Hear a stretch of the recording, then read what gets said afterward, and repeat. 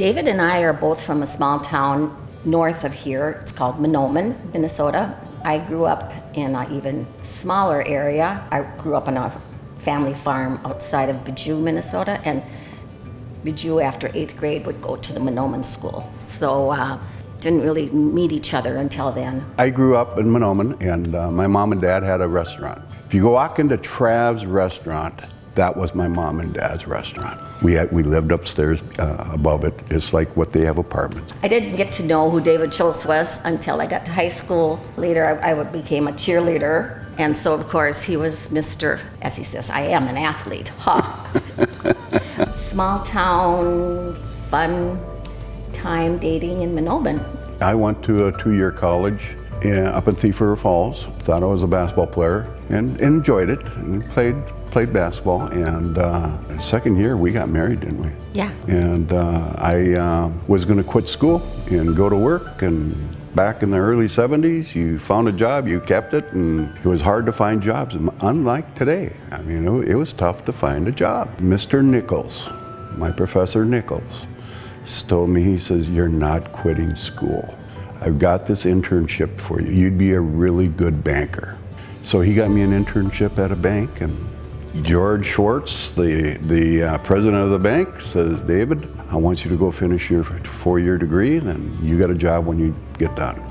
Oh, that's a nice deal. So then I went to Moritz State. You know, in the banking world, you know, you move from one town. We started in Thief River Falls, and we went down from Thief River to down by Rochester to Fargo, Fargo to Crookston, and Crookston to Alexandria. And that was in 1989.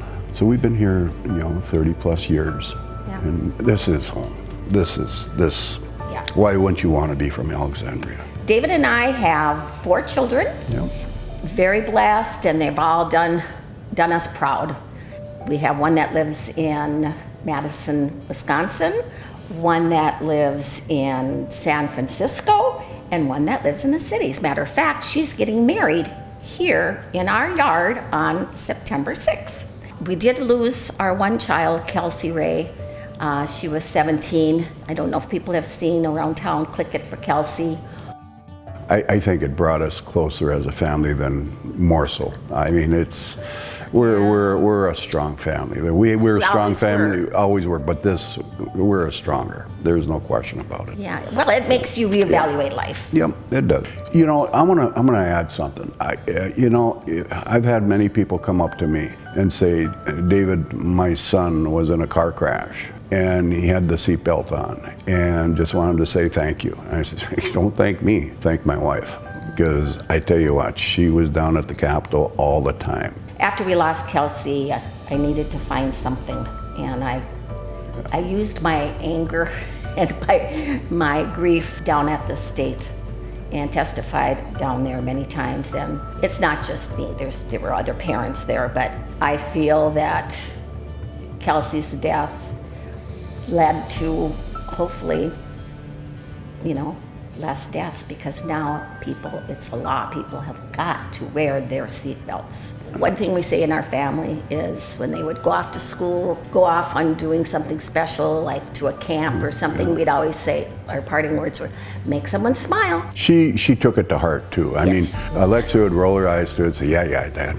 Grant would just kind of shake his head, and Harrison wouldn't. You wouldn't hardly acknowledge it, but he always heard. Kelsey's the one that left the car door, and she comes running back and said, Dad, I really love that saying. I think that's the right saying, and it makes someone smile. The couple projects that come to mind is the Alexandria YMCA. Yes. 2006, Larry Ortloff, myself, a number of other people, Deb Herges from the bank. We got together and we said, we need a YMCA here. Thank God for the Alexandria Recreational Development. They got the ball rolling, but it kind of stopped, and they asked us to see if a Y could be in 2008. Now, what happened in 2008? Stock market went down, right? Banker. Yeah, and it was a tough time. But that's when we started raising money for the Y.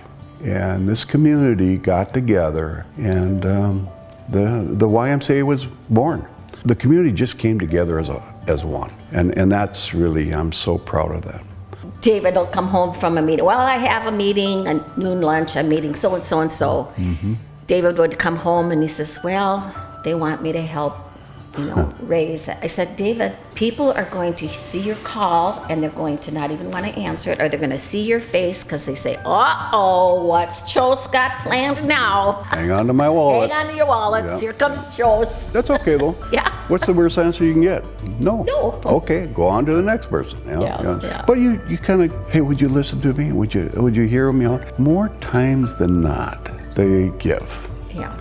And more times, it goes back to that where we learned it from. Yeah. My mom, she would take $20 out of the till every Sunday and say, put this in the offering at church, because she couldn't go because they were getting ready for the lunch and after breakfast at the restaurant. And then $20, I mean, if we had a $100 day, that's when pop was a nickel and coffee was a nickel, and a piece of pie was 15 cents, and a hamburger was 25 cents. $20, Mom, this is a lot of money. And she says, David, we'll get it back 3 times that.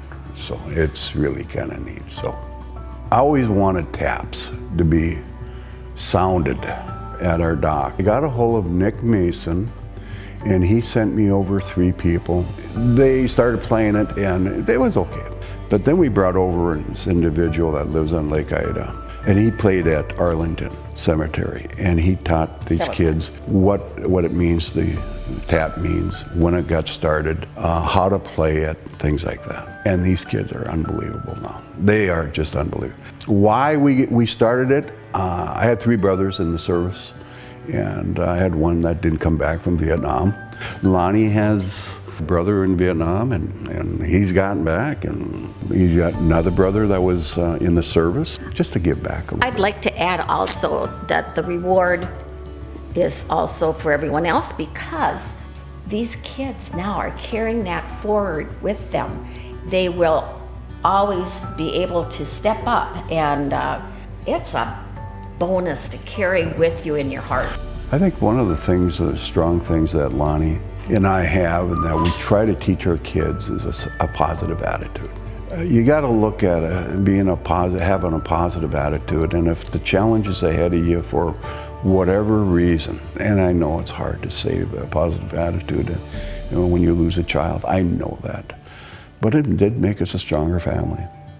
It did make a difference in seatbelt law. If I can teach that to my kids, how to handle challenges, and okay, an example. Bingo, yeah. Or I can teach somebody else.